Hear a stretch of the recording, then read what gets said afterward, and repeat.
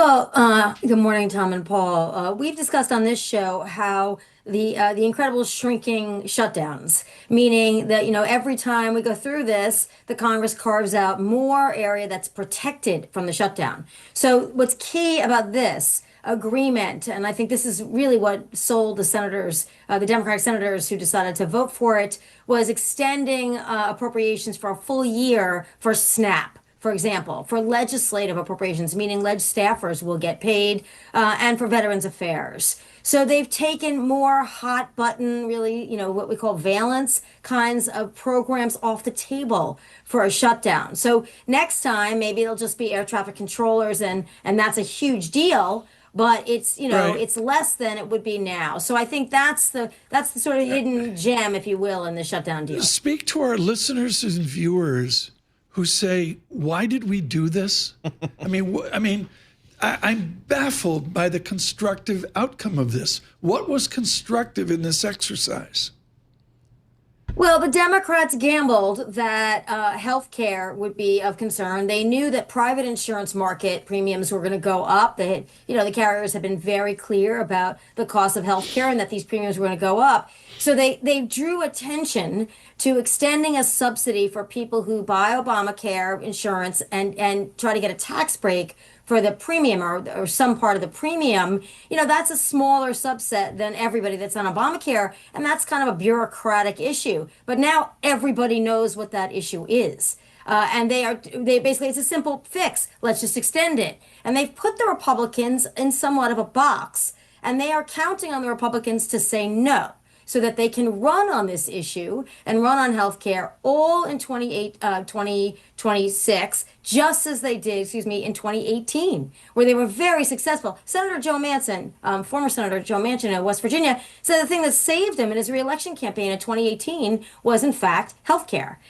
Because the Republicans tried to repeal Obamacare. You know, So I think this is a setup that the Democrats have tried to set up the Republicans right. on this issue. Paul, it's like being in a classroom at Brown University. The professor's blathering on, and I'm looking at AI. The biggest number I have is 15% are involved with some form of health care assistance.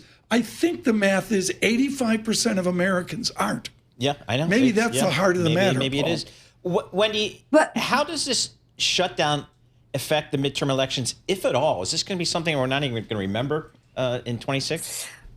Well, interesting patterns, right? So 2013, Ted Cruz led the shutdown in the Senate to get the grand bargain, to cut 80 billion from the budget over 10 years. Not that we're even noticing now, since the budget is bigger than it's ever been, the federal budget. But they won the Senate. The Republicans won the Senate in 2014 for lots of reasons, but that may have been one of them. And then in 2018, 2019, the Democrats shut the government down, essentially, fighting with President Trump. Also, that shutdown ended after air traffic cancellations were too much to bear. And, for lots of reasons, Biden won the presidency and the Democrats won the Senate.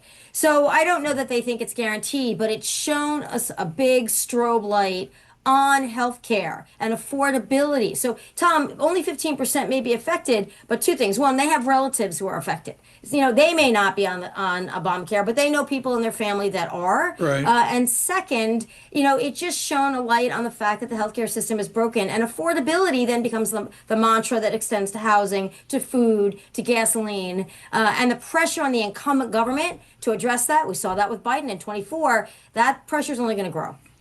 So what is on the to-do list for Congress now that it's going to be back in session, the government's going to be open? What should we be looking for here?